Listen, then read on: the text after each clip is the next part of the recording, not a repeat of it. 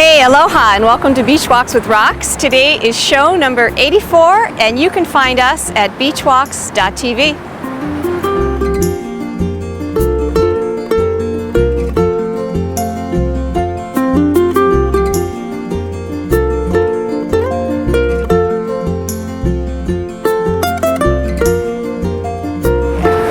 Okay, ready? So last night I watched the Survivor finale and there was a very unifying thread to what all of the survivors were saying about their experience on the show, and that was that they found themselves.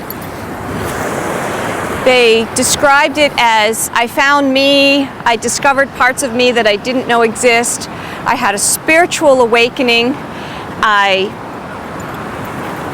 didn't know what I was capable of doing, and now I feel like I'm capable of doing anything.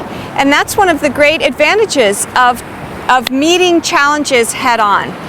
Doing something that's hard and really going into it proactively instead of being dragged into it kicking and screaming. You want to throw one, Nikolai? Go throw one for her. It makes all the difference in the world, and there are so many quotes, and these are lessons that other people, long before me have shared with us, and some people even say it's become a cliche, to go on Survivor and then come out finding yourself. But it's one of those things where we still benefit, I think, from reminding ourselves about these aspects of life, because it's so hard to employ them. Because, oh, you want to throw one? Here you go. How many Monday mornings, do you or do I wake up where we're just like, pulling the covers over our head and not wanting to go to work, not wanting to face it head on because we think it's unpleasant, or because we think it's hard, or because there's someone there that we don't like, or because we're worried that we might get fired. Pretty much most of the time in life, I just feel like we get a much better response if we take things and meet them head on.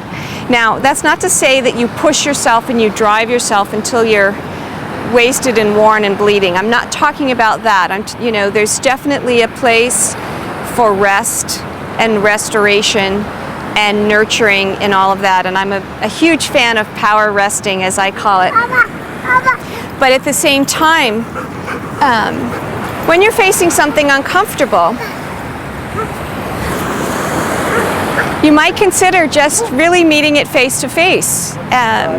The dragon in the archetypical fairy tales, when you're always letting the dragon chase you, you feel at effect of the dragon. But the moment you stop in your tracks and you turn and you face that dragon, the story changes.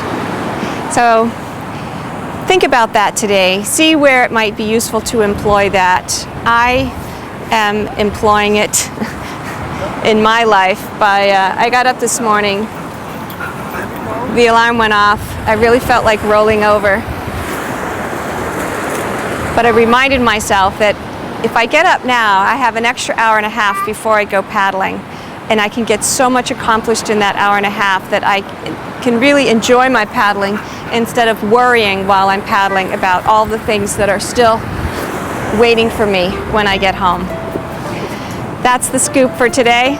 Skype at Roxanne Darling, phone 949-544-1456, and remember the contest. Check out the website. We've got information about our upcoming contest for our 100th show, and I hope you'll submit something. Talk to you later. Aloha.